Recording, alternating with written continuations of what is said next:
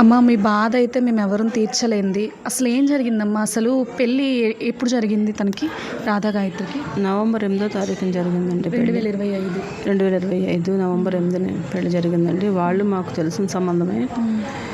మా పాప వాళ్ళ కజిన్ అమ్మాయి 14 సంవత్సరాల నుంచి ఒకే దగ్గర ఉండేవారం. ఒకే ఇల్లు, ఒకే కాలేజీలు, వీళ్ళ చదువులు అన్నీ ఒక దగ్గరే. ఆ రకంగా ఆవిడ చెప్పడం జరిగింది. మాకు తెలిసిన వాళ్ళ అబ్బాయి అంటే మా చెల్లిగారి అబ్బాయి అండి. వాళ్ళు ఢిల్లీలో ఉంటారు. మీకు ఇష్టం ఉంటే ఆ అబ్బాయి పూణేలో జాబ్ చేస్తున్నాడు, మీ ఇష్ట ప్రకారమే పిల్లకి చెప్పండి అంటే, మా అమ్మాయికి కూడా అంత ఎంతో తెలుసు అబ్బాయి. ఎందుకంటే వీళ్ళందరూ ఒకే చదువులు అన్నీ ఒక దగ్గరే కాబట్టి అలా కొంచెం తెలుసు నాకు. అయితే మాట్లాడదాం అనుకుని ఇద్దరు మాట్లాడుకున్నారు. వాళ్ళిద్దరూ ఓకే అనుకుంటే మేము ముందుకెళ్ళాం. పెద్దలు కుదిర్చిన సంబంధం మాత్రమే ఇది. ఇష్టపడింది వాళ్ళు కాదు. వాళ్ళు ఓకే అన్నారు. మేము వాళ్ళు రైట్, మాకు ఇష్టమే. ఇప్పుడు వీళ్ళిద్దరి మధ్య కొన్ని గొడవలు జరుగుతున్నాయి అనే విషయాన్ని మీకు ఎప్పుడు తెలిసిందమ్మా? మాకు పెళ్ళైన తర్వాత తెలిసిందమ్మా. మా పాప చెప్తూ ఉండేది, ఇలా అనుమానిస్తున్నాడమ్మా అని చిన్న చిన్న మాటలు చెప్తూ ఉండేది ఎప్పటికప్పుడు.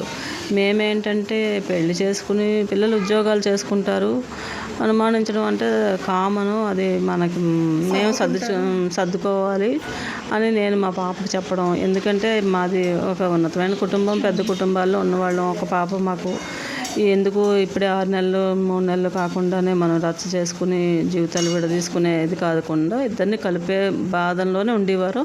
అలాగే వాళ్ళ అత్తగారు మామగారు కూడా సపోర్ట్ చేసేవారు. ఇద్దరు కలిసి ఉండడానికే మాట్లాడుకుండేవారు మేము నలుగురు. అంతే తప్ప ఇంక వేరే ఇదేం లేదు. చనిపోయిన రోజు అసలు ముందు రోజు 1:14 ఈ విధంగా మీకు ఒక ఫోటో వచ్చింది. తర్వాత మార్నింగ్ మీ అల్లుడు శ్రీచరణ్ ఇలా చనిపోయిందని మీకు చెప్పారు. వీడియో కాల్ కూడా మీరు ఒకటి స్క్రీన్ రికార్డ్ అనేది మీరు చూపించడం జరిగింది. అసలు ఏం జరిగిందమ్మా ఆ టైంలో? అసలు ఏం చెప్పాడు? స్టార్టింగ్ మీకే ఫోన్ చేశాడా, వాళ్ళ తల్లిదండ్రులకి ఏమైనా ఫోన్ చేశాడా? మాకైతే నేను రాత్రి ఫోటో వచ్చింది. నేను ఉదయాన్ని కాఫీ తాగుతూ మామూలుగా వాట్సాప్ చూసుకుంటున్నప్పుడు శ్రీచరణ్ దాంట్లో ఓపెన్ చేసేసరికి ఈ ఫోటో ఉంది. నేను ఒక్క నిమిషం అంటే ఏంటి ఇలా సరదాగా ఉంటారు, ఈ ఫోటో నాకెందుకు అనేసి నేను ఊరుకున్నాను. నిమిషం అదే 8 అయింది, 7:30 అయింది మా వారికే ఫోన్ చేశాడు. చేసి ఇలాగా గాయత్రి అస్తవ్యస్తంగా ఉంది, చలనం లేకుండా ఉంది మావయ్య గారు అని చెప్పాడు. అనేసి మాట్లాడారు. ఏమైంది అనేసి అన్నాను. ఇంతలాగా మళ్ళీ గ్రూప్ కాల్ చేశాడు. ఆయన చిన్న ఫోన్ వాడతారు, ఆ ఫోన్ వినిపించలేదని మళ్ళీ గ్రూప్ కాల్ వాళ్ళ అమ్మగారికి, నాన్నగారికి, మాకు చేశాడు. మేము వాట్సాప్ కాల్ అనమాట అది వీడియో కాల్ చేశాడు. వాళ్ళ అమ్మగారు, నాన్నగారు ఆల్రెడీ మూవ్ అయిపోయి కారులో ఉన్నారు వాళ్ళు. మేము ఇంటి దగ్గర ఉన్నాం, తెల్లవారింది కదా, అది మరి వాళ్ళకి ఎప్పుడు చెప్పాడు అన్నది మాకు తెలియదు. వాళ్ళు బయలుదేరిపోయారు. ఆ తర్వాత వాళ్ళకి చేసావా అని అంటారు. చెప్పాడు ఇలా అనేసి. నలుగురు మాట్లాడి ఏమైంది నేను అసలు ఏడుస్తూనే ఉన్నాను. ఆవిడ ఏమేమి చెప్పు అంటే మరి అబ్బాయి వాయిస్ ఏం మాకు తెలియలేదు. ఈయన మాట్లాడారు, నేనైతే వినలేదు. నాకు హార్ట్ ఇదైంది అనే వినిపించింది. సరే అక్కడ ఎక్కడికైనా హాస్పిటల్ తీసుకెళ్తాడు, పర్వాలేదు అనుకున్నాం అంతే. అంటే ఏమైనా ఇంతకు ముందు ఏమైనా ఆరోగ్య సమస్యలు ఏమైనా ఆమెకు ఉండేవా అంటారా? అంటే అంతలా మా అమ్మాయి చాలా అలాంటి ఆరోగ్య సమస్యలు అయితే దానికి ఎప్పుడూ లేవండి. 27 సంవత్సరాలు మేము పెంచి పెద్ద చేసాము. మా కుటుంబ సభ్యులు ఎవరిని అడిగినా చెప్తారు. ఒక్కరోజు కూడా మేము హాస్పిటల్లో దానికోసం అని ఉండేది ఎప్పుడూ లేదు. దానికి అనారోగ్యము అనేది మాకు ఈ రోజుకి తెలియదు. కొంచెం ఒళ్ళుగా ఉంటుందని మాత్రమే కానీ దానికి ఎప్పుడూ అనారోగ్యం అనేది ఎప్పుడూ లేదండి. అంత ఆరోగ్యమైన బాడీ దాన్ని. ఏది నేను అంటూ ఉంటాను, మెట్లు అవి ఎక్కుతావు కదమ్మా, ఆయాసం వస్తుందా అనేసి. నాకేమీ ఆయాసం అమ్మా అంటుంది. కిందన మఠం వేసి కూర్చుంటుంది. కూర్చోగలవా అని అడుగుతా. అంటే అంత ఒళ్ళు కాకపోయినా కొంచెం అడుగుతాను నేను. జస్ట్ మనం అడగాలి కదండి. ఏదైనా ఉన్నదంటే మనం తీసుకెళ్తాం తల్లిదండ్రులుగా. అచ్చా అలాంటివి ఏం లేవు, నాకేం అనారోగ్యాలే అనేది. అలాగా మేము దానికి ఎప్పుడు ఉన్నది జలుబు దగ్గు కామన్, ఇటువంటివి సీజనరీ వస్తుంటాయి. ఏదైనా ఎప్పుడైనా కాళ్ళు బెనకడం అలాంటివి అంతే తప్ప అండి దానికి ఎప్పుడు సివియర్ అనారోగ్యం అనేది ఎప్పుడు లేదు. హార్ట్ అటాక్ కానీ లో బీపీ అని కూడా వస్తుందండి. అస్సలు అది లేనే లేదు మా అమ్మాయికి. ఒకవేళ ఉన్నదే అనుకుందాం, పోనీ మీరు అన్నారు, ఆ అబ్బాయికి తెలుసు అనుకుంటున్నాను నేను. పోనీ లో బీపీ ఉందని తను తెలుసుకున్నాడేమో, మేము తెలుసుకోలేకపోయాం. పోనీ అలాంటప్పుడు ఆ అబ్బాయి ఎక్కడ తీసుకెళ్ళాలి? ఆ ఏరియాలు తీసుకెళ్ళొచ్చా? ఫస్ట్ ఆఫ్ ఆల్ భార్యకి లో బీపీ ఉన్నప్పుడు అక్కడ తీసుకెళ్ళొచ్చా? నా క్వశ్చన్ అది. సెకండ్, అంత లో బీపీ ఉన్న అమ్మాయిని బంగీ జంపింగ్ చేయవలసిన పనే ఉంది. పోనీ అమ్మాయి వెంట పడింది, నాకు నేను సరదా నాకు అంది, తల్లిగా నాకు ఒక ఫోన్ చేయాలి కదా, అత్తయ్య గారు తన ఆరోగ్య పరిస్థితి, తనకి లో బీపీ ఉన్నది నాకు తెలుసు, అలాంటప్పుడు నిన్నెవడు చేయమన్నాడు? అది సెకండ్ పాయింట్. నాకు కావాల్సినవి వీటి అన్నిటికీ సమాధానాలు కావాలండి. లో బీపీ అనేసి ఏదో వచ్చేస్తుంది అంటే నేను ఒప్పుకోను అది. సరేనండి, అది అయిపోయింది. రాత్రి ఏదో వైన్ తాగామో ఏదో చెప్పాడు. అది నీకు లో బీపీ ఉన్నది నీ భార్యకి అన్నప్పుడు నువ్వు వైన్ ఎందుకు ఇచ్చావు? నీకు బాధ్యత లేదా నీ భార్య మీద?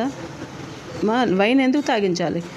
అది కూడా ఉంది కదండి. మా దగ్గర ఎప్పుడు అలాంటి తాగుతుంది అటువంటి ఇది మాకు తెలియదండి. మా అమ్మాయిని చూస్తే తెలుస్తుంది. మామూలుగా రియల్గా మా ఫోటోల్లోని మా అమ్మాయి అందచందాలు చూస్తే అర్థమవుతుంది అది తాగిందా లేదా ఎలా ఉంటుంది అది ఫేస్ వాల్యూ. అటువంటిది అమ్మాయికి అన్నీ ఉన్నాయి ఇలాగా అని నీకు తెలిసినప్పుడు నువ్వెందుకు చెయ్యాలి? అది నా క్వశ్చన్. ఆ క్వశ్చన్కి ఆన్సర్ లేదు. తర్వాత నాకు తల్లిదండ్రులు ఇది వాళ్ళకి తల్లిదండ్రులుగా నేను ఉంటాను అనేసి మీడియా ముందు చెప్పిన అబ్బాయి ఈరోజు ఎక్కడికి వెళ్ళాడు? నిన్న అమ్మాయికి 10 దినాలు చేసాం మేము, తల్లిదండ్రులు వాళ్ళు చేశారు, మరి ఈ అబ్బాయి ఎక్కడికి వెళ్ళాడు? వాళ్ళని అడిగితే వాళ్ళు ఒకటే ముసరి వెళ్ళాడు అప్పుడే 4 రోజుల నుంచి అంటే 4 రోజులు పడుతుందా నీకు ఆ ఊరు వెళ్ళడానికి? ఎక్కడున్నాడు? ఎక్కడ ఏమైంది? ఇక్కడ తల్లిదండ్రులు అందుబాటులో లేదమ్మా, ఫోన్ స్విచ్ ఆఫ్ ఉంది, ఫోన్ లేదు. ఇప్పుడు తల్లిదండ్రులను ఇక్కడ వదిలేసి నీకేం పని? అంతే కదా. ఇప్పుడు తప్పు చేయలేనప్పుడు నువ్వెందుకు పారిపోవాలి? ఎక్కడికి వెళ్ళాలి? ఆ తల్లిదండ్రులకైనా నువ్వు ఉండాలి, సపోర్ట్గా ఉండాలి. మమ్మల్ని అన్నావు తల్లిదండ్రులు కానీ మాకు సపోర్ట్ చేయాలి కదా నువ్వు. నీ తప్పు లేనప్పుడు మాతోని వాళ్ళతోని నువ్వు ఉండాలి, మమ్మల్ని ఎంకరేజ్ చేయాలి. రండి మావయ్య గారు నా తప్పు లేదు, నేను నిరూపించుకుంటాను అని కొడుకుగా అన్నప్పుడు కొడుకు తండ్రిని తీసుకెళ్ళు. నువ్వెక్కడికి పారిపోయే వాళ్ళ? నాకు అవన్నిటికీ సమాధానాలు కావాలండి. మీడియా వస్తున్నారు, మాట్లాడుతున్నారు అందరూ, ఇదైతే కరెక్ట్ కాదు. నాకు సమాధానం అబ్బాయి ఎక్కడికి వెళ్ళాడు అన్నది ముందు నాకు కావాల్సింది. అక్కడ ఎంక్వైరీకి సపోర్ట్ చేస్తున్నారమ్మా అందరూ అక్కడ సంబంధించి. ఇక్కడ వాళ్ళకి మీరు పల్లా శ్రీనివాస్ గారికి ఇలా తెలియచేయటం జరిగింది. వాళ్ళ ఎలా ఉంది? వాళ్ళ అంటే ఎలా తీసుకున్నారు? పల్లా శ్రీనివాసరావు గారు తీసుకున్నారు, అనిత గారితో మాట్లాడించారు. అవసరమైతే చంద్రబాబు గారి దగ్గరికి కూడా వెళ్దాం అన్నారు. కాకపోతే ముసోరీ నుంచి రావాలి, వాళ్ళు మనకి సపోర్ట్ చేసి మనకి కేసుని పంపించాలి, అప్పుడే కానీ ముందుకెళ్తుంది, లేకపోతే మనం ఏం చేయలేము అన్నట్టుగా వాళ్ళు మాట్లాడుతున్నారండి. మీకు ఇప్పుడు వీడియో కాల్ ద్వారా కూడా మీ వాంగ్మూలం తీసుకుంటారని కూడా చెప్పారు, అది జరిగిందంటారా? వీడియో కాల్ నాకు తెలియదండి, అది వాంగ్మూలం ఏం తీసుకోలేదు ఇప్పటి వరకు అయితే తీసుకోలేదు మీతో. అంటే ఏంటన్నది నాకు ఐడియా లేదు. ఎన్నో మాట్లాడుతున్నాను, మరి నిన్నైతే చాలా సివియర్ అయిపోయింది, నేను చాలా సీరియస్గా అయిపోయింది నాకు ఒంట్లో. నిన్న వెళ్ళొచ్చాము, అది నిన్న జరిగింది, ఇంకా ఇవాళ రేపు కూడా జరుగుతుంది. అసలు ఏం జరుగుతున్నదో అన్నది మీడియా ముందు, ఆ అబ్బాయి ఎక్కడున్నాడు అన్నది ముందు మనకి కావాలండి. ఇప్పుడు మమ్మల్ని ఎంత మాట్లాడినా మేము ఇదే చెప్తాము, నేను ఇదే చెప్తాను. ఎంత తిప్పి ఎవరు మాట్లాడినా ఇదే క్వశ్చన్, దీనికి ఆన్సర్ రావట్లేదు. అబ్బాయి ఎక్కడికి వెళ్ళాడు? అలా తల్లిదండ్రులుగా మమ్మల్ని చూసుకుంటా అన్న అబ్బాయి ఎందుకు వెళ్ళిపోవాలి? తప్పు నీలో లేకుండా నువ్వు ఎందుకు వెళ్ళావు? మాలో తప్పు లేదండి, మేము అందుకే పోరాడుతున్నాం. మా అమ్మాయి తప్పు చేసింది అంటే మేము అప్పటితో ఆపేస్తాం. మా అమ్మాయి తప్పు చేసింది ఏమో ఏ రిపోర్ట్లో ఏమొచ్చేస్తుందో అని భయంతో ఉంటాం. మేము ముందుకు వెళ్ళమండి. అసలు ఎవరైనా అంతే కదండి, తప్పు జరుగుతుంది, మా అమ్మాయి ఇటువంటి క్యారెక్టర్ నిజమే, తాగుతుంది, డ్రింక్ చేస్తుంది, లేకపోతే మరొకటి అంటే మేము వెళ్ళము, ఆపేద్దాం. ఇంకా ఎంతటితో ఏం జరుగుతుందో మనకే భయం. మేమెందుకు పోరాడుతున్నామండి? అసలు మా తప్పు లేదని పోరాడుకుంటున్నాం మేము ముందుకెళ్తాం. నీ తప్పు ఉన్నప్పుడు నువ్వెందుకు పారిపోయావు? నీ తప్పు లేనప్పుడు నిలబడు, మాతో సపోర్ట్ చేయి. తల్లిదండ్రులను ఇలా వదిలి వెళ్ళిపోయావే నడు రోడ్లోని, ఇక్కడ వాళ్ళకి ఎవరున్నారు? ఇక్కడ ఇవన్నీ వాడు ఆలోచించుకోవాలి కదండి. అబ్బాయి సైకో, ఆ సైకో అని నేను చెప్తానండి. ఆ అమ్మాయిని అనుమానించేవాడు, హింస పెట్టేవాడు. మా అమ్మాయి ఇప్పుడు రావాల్సింది వాళ్ళ నాన్నగారి ఫంక్షన్ కిందటి వారం ఆదివారం చెయ్యాలి. ఆ బుధవారం నాడు ఫ్లైట్ టికెట్లు అన్నీ చేయించుకున్నారు, బుధవారం పొద్దున్న దిగిపోతారు. ఇవన్నీ మాదంతా ఇది. అప్పుడు ఈ అమ్మాయి ఏంటంటే అంటే ఆషాఢం వరకు ఇక్కడ అక్కడ తిరుగుతాం మేము, తను వర్క్ ఫ్రమ్ హోమ్ పెట్టుకుంటే ఈ అరకు అన్నీ తిరిగి వస్తామమ్మా, ఆషాఢంకి నన్ను ఇక్కడ వదిలేస్తారు ఏకంగా అని తను వెళ్ళిపోతాడు అంతే. ఆ తర్వాత నేను ఏం జరిగిందో అన్నది మొత్తం అంతా చెప్తాను మన ఫ్యామిలీ మెంబర్స్ అందరితోటి. అందరం కూర్చుని నిర్ణయం తీసుకున్నాక మీరు చెప్తారు, నన్ను వెళ్ళమంటే వెళ్తాను, వద్దమ్మా నీకు ఇంకా ఇంతటితో వదిలేవాడిని అంటే ఉండిపోతాను, నాకు ఏదైనా పర్వాలేదమ్మా అని చెప్పింది మా పాప చెప్పడం. చివరిగా మీకు చనిపోయక ముందు ఎప్పుడు మాట్లాడిందమ్మా? ముందు రోజు మాట్లాడిందా? ఆదివారం 2 గంటలకు చేసిందమ్మా, వీడియో కాల్ చేసింది. వీడియో కాల్ చేసి ఆ అబ్బాయి అంత దూరంలో ఉన్నాడు, ఈ రివర్ రాఫ్టింగ్ ఏదో దానికి వెళ్తున్నాడు, ఇలా తిరుగుతున్నాడు, అమ్మాయి వీడియో చేసి నేను ఈ డ్రెస్ వేసుకున్నాను చూడమ్మా అంది, నాకు చూపించింది, అగో మీ అల్లుడు అని చూపించింది. చూశాను, నేను చెప్పాను జాగ్రత్త అమ్మ, జాగ్రత్తగా వెళ్ళండి. భార్య భర్తలు వెళ్తున్నప్పుడు మనం ఏం చెప్తామంటే సపోర్ట్ అది. ఆ అబ్బాయి 5వ తారీఖున వెళ్ళాడు, 5 నుంచి తను ఈ చనిపోయే వరకు చాలా అంటే చాలా ప్రేమగా చూసుకున్నాడు, ఎప్పుడూ లేనంత ప్రేమ. మా పాప అదే చెప్పేది. ఈ రోజు నేను ఫోన్ చేసి ఎలా ఉన్నారమ్మా, వచ్చాడు కదా ఎలా ఉన్నారు, బాగున్నామ్మా, చాలా బాగున్నాం, అనుమానాలు అవి ఏం లేవు, మేము చాలా హ్యాపీగా ఉన్నాం, బయటికి తీసుకెళ్తున్నాడు, ఇక్కడికి ఆడికి వెళ్తున్నాం వస్తున్నాం, అత్తగారు మామగారు కూడా ఉన్నారు, సపోర్ట్ చేస్తున్నారు వాళ్ళు. అది వేరే ఇంటి కాపురం ఉండి వేరే ఉంటే వేరే విధంగా ఉంటుందండి. ఏమో హెరాస్మెంట్ ఎలా చేస్తున్నాడో మనం తెచ్చేసుకుంటాం. అత్తగారు మామగారి దగ్గర ఉంటే వాళ్ళ బాధ్యత, వాళ్ళు జాగ్రత్త చూసుకోవాలి. ఆవిడని అడిగాను కూడా, వాళ్ళు వెళ్తున్నప్పుడు ముందు రోజు రాత్రి అడిగాను, ఏమండి మీరు వెళ్తున్నారు అంటున్నారు, 2 గంటలకు ఆఫీస్లో ఉన్నారు, ఫోన్ చేశాను, శనివారం వీళ్ళు వెళ్తున్నారు, ఇది శుక్రవారం మధ్యాహ్నం, వీళ్ళిద్దరూ ఎలాగున్నారు, బాగున్నారా అనిపించిందా లేదా, మీకు బాగున్నారు అనిపిస్తేనే బయటికి పంపించండి వాళ్ళిద్దరిని అంత దూరం, లేకపోతే వద్దు. మాకైతే చెప్పేది మా అమ్మాయి ఒకటే చెప్పిందండి, మేము 4 కలిసి వెళ్తామమ్మా ఋషికేశ్ హరిద్వార్, ఇదే హనీమూన్ ట్రిప్ అంటున్నారు, అదే హనీమూన్ ట్రిప్ అండి, నాకు తెలియక అడుగుతాను, ఆ ఏరియాలో హనీమూన్కి వెళ్తారా? వాళ్ళ మామగారు నేను అదే అన్నారు, హనీమూన్ ట్రిప్ అనేసి. అదే హనీమూన్ అవదే ముసూరి అన్నది వెళ్ళొచ్చు హనీమూన్, అది మాకు తెలియాలి, మాకు తెలియలేదు, అది మాకు చెప్పారు అంటున్నారు, కానీ మరి నేను అది అర్థం చేసుకోలేకపోయానా, ఆ వర్డ్ అన్నది నాకు అర్థం కాలేదో, మరి చెప్పారు అంటున్నారు, మరి నాకు తెలియలేదు, నాకైతే మనస్ఫూర్తిగా నాకు తెలియదు, ముసూరి అన్నది నాకు తెలియదు, అక్కడికి వెళ్తారు అన్నది, హనీమూన్ వెళ్తారు, దీనికి వెళ్తారని మాత్రమే చెప్పింది, అది హనీమూన్ అయితే కాదు, రిషికేశ్ హరిద్వార్ అని మాత్రం మా పాప చెప్పడం. అది వారం రోజుల ముందు మేము 4 వెళ్తామంది, తర్వాత 2 రోజుల ముందు అమ్మ మేమిద్దరమే వెళ్తున్నాం అని చెప్పింది. ఆ అబ్బాయి కూడా నాకు చెప్పడం జరిగింది, రాత్రి ముందు రోజు ప్రయాణం ఇస్తారంటే రాత్రి చెప్పాడు. ఆ రోజు రాత్రి కన్నా ముందు 2 గంటలకు వాళ్ళ అమ్మగారితో నేను మాట్లాడాను.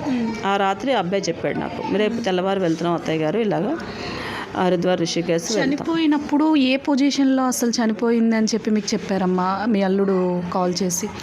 నాకు చెప్పడం అయితే అస్తవ్యస్తతో ఉంది, చలనం లేదు, గాయత్రికి చలనం లేకుండా పడి ఉంది అని చెప్పాడు. నేను లేచేసరికి చలనం లేకుండా పడి ఉంది గాయత్రి అంటే, మేమన్నాం లేట్ నైట్ అయ్యి ఉండొచ్చు, మేబీ ఏదో వాళ్ళిద్దరూ ఏదో హ్యాపీగా ఉండొచ్చును పోనీ అనేసి నేనేమన్నానంటే, బాబు నేను అనలేదు, మావారు అన్నారు, హార్ట్ బీట్ చూడు, పల్స్ చూడు, ఈ 2 బాగున్నాయి అంటే పర్వాలేదు, మొహం నీళ్ళు చల్లి లేపు కూర్చో, మాకు తెలియదు కదా ఎంత జరిగిపోయింది అనేసి. ఎంతోటి జరిగింది, అమ్మాయి కిందని బట్టలు లేకుండా పడి ఉండడం, ఇవన్నీ తర్వాత వచ్చాయండి. వాడు ఎంత నేగ్గా ఫోటో, అంత బాధ, నీకు బాధ ఉన్నప్పుడు నీ భార్య పడిపోయిన దీన్ని వీడియో ఎలా తీస్తాడండి? వీడియో తీయడం కరెక్టా కాదా చెప్పండి? అదేంటి నీకు ఎవిడెన్స్ కోసం తీసుకున్నావా ఆ వీడియో? మాకు ఏమైనా చూపించి, నా భార్య ఆ అమ్మాయి పడిపోయిన ఏరియా ఒకటి, బ్లడ్ అది ఉన్న ఏరియా ఒకటి, ఆ అమ్మాయి పడిపోయింది మరో దగ్గర, ఆ బెడ్ మీద అటువైపు పడాలి, ఇటు ఎలా పడిందండి? అంతే చిన్నపిల్ల, మీరు చూసే ఉంటారు ఆ వీడియోలో, ఆ పిల్ల ఏమైనా సన్నంగా ఉంటుందా? అదేమైనా దొల్లుకుని పడిపోవడానికి? ఏం జరిగింది అక్కడ? అది ఏం జరిగింది మిస్టరీ. ఆ మిస్టరీని ఛేదించాలి అందరూ. అది మా అమ్మాయి అయితే మాత్రం వాడు చంపేశాడు అన్నది నాకు అనిపించింది. ఇది ఇంకెంతకన్నా నేనేం చెప్పలేను. దీనికన్నా ముందు వాడు ఎక్కడున్నాడు అన్నది ముందు తెలియాలి.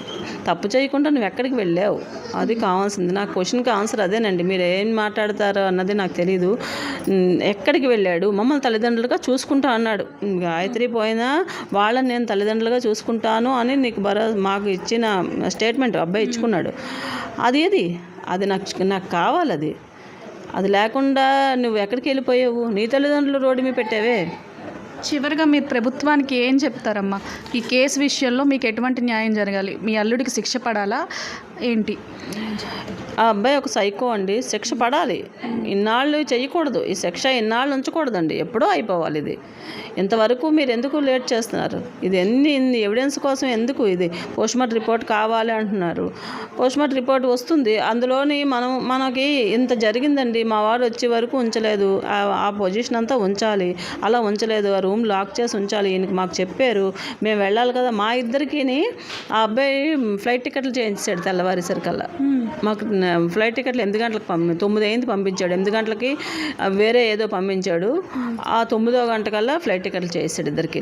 అంటే మేమిద్దరం వచ్చేస్తే అయిపోతుందా అండి అక్కడ? అమ్మాయి ఏంటో పొజిషన్ తెలియకుండా ఒక గంటకు ఒక రకంగా చెప్పేవాడు. 10 నిమిషాలకి చాలా దీంట్లోకి వెళ్ళిపోయింది. ఇగో అంబులెన్స్ వచ్చింది, ఇగో ఆ పోలీసులు. అంబులెన్స్ పోలీసులు నీకు దేనికి అక్కడ? నీ భార్యకి బాగోలేదు అంటే నువ్వు అంబులెన్స్ తెచ్చుకొని నువ్వు తీసుకెళ్తావు. పోలీసులు దేనికి వస్తారు? పోలీసులు అంటే పెద్ద ఇదైతేనే కదండి వస్తారు. ఇది ఎంత అని ఇది ఒక మిస్టరీ లాగా ఉంది. ఈ మిస్టరీని ఛేదించాలి. మీరు అందరూ కలిపి ఈ మీడియా అంతా మాకు సహకరించాలనుకుంటున్నాను. ప్రభుత్వాలు కూడా సహకరించాలి. ఇంకెంతకన్నా నేనేం చెప్పగలను? తల్లిగా నా పిల్లను పోగొట్టుకున్న బాధ కన్నా ఇది మా అమ్మాయి మీద బ్యాడ్ వస్తున్న బాధ ఎక్కువైపోతుంది నాకు. అమ్మాయిని నానా రకాలుగా అంటున్నారు. మా పాప అయితే చాలా త్రిబుల్ పీజీ చేసిందండి, చాలా పెద్ద చదువు, యూపీఎస్ ప్రిపేర్ అవ్వాల్సిన పిల్ల అది. అలా చూస్తామేమో అనుకున్నాం కానీ ఇలా అవుతుందని నేను అసలు ఎక్స్పెక్ట్ చేయలేదు. మా వారు అక్కడ కొండల్లోని, ఆయన ఎక్స్ ఆర్మీ అండి, ఆ కొండల్లోని ఎన్ని బాధలు పడుతున్నారో, ఎన్ని బాధలు పడి ఉద్యోగం చేశారో పిల్ల కోసం అంతకి డబుల్ బాధలు పడుతున్నారు. ఒక సైనిక పిల్లకే రక్షణ లేకపోతే ఉన్న వాళ్ళకి ఎలా ఉంటుందని ఆయన బాధపడుతున్నారు. ఏదైనా నాకు న్యాయం కావాలని కోరుకుంటున్నారు. అన్ని మీడియాలు మొత్తం ప్రభుత్వాలు న్యాయం చేస్తారని మేము ఆశపడుతున్నాం. ఎందుకన్నా నేను ఇంకేం చెప్పలేను తల్లిగా. చూశారు కదా, ఒక తల్లి ఆవేదన. ఒక తండ్రి తన బిడ్డ చావు కారణం ఏంటి అని తెలుసుకోవటానికి ఊరికాని ఊరిలో ఎన్నో ఇబ్బందులు పడుతున్నారు. ఇక్కడ తల్లి కూడా అంతే ఆవేదన చెందుతుంది. అసలు నా బిడ్డ చావు కారణం ఏంటి? నా అల్లుడు నన్ను ఒక కొడుకుగా చూసుకుంటాను అన్న అల్లుడు ఇప్పుడు మాకు కనిపించట్లేదు, ఫోన్ స్విచ్ ఆఫ్ చేసుకుని వెళ్ళిపోయాడు. నిజంగా ఆయన తప్పు చేయకపోతే ఇక్కడికి వచ్చి మమ్మల్ని తల్లిదండ్రులుగా చూసుకుంటాను అన్నాడు కదా, చూసుకోవాలి కదా. ఏంటి అంటే తప్పు చేశాడనే అర్థం కదా. ఇప్పటికైనా ప్రభుత్వాలు ఈ కేసును ఛేదించాలి. నా కూతురు చావుకు ఒక అర్థం కల్పించాలి. నా కూతురు 3 పీజీలు చేసింది, యూపీఎస్సీ ప్రిపేర్ అవ్వాల్సిన పిల్లని ఒక విగత జీవిగా చూడడం అయితే నేను భరించలేకపోతున్నానని చెప్పి ఆ తల్లి ఆవేదన మనం చూసాము. ఒక బిడ్డని ఒక విగత జీవిగా చూసిన తల్లి ఆవేదన అయితే వర్ణనాతీతం. ఆ బిడ్డకు న్యాయం జరగాలని అయితే ఆ తల్లిదండ్రులు కోరుకుంటున్నారు.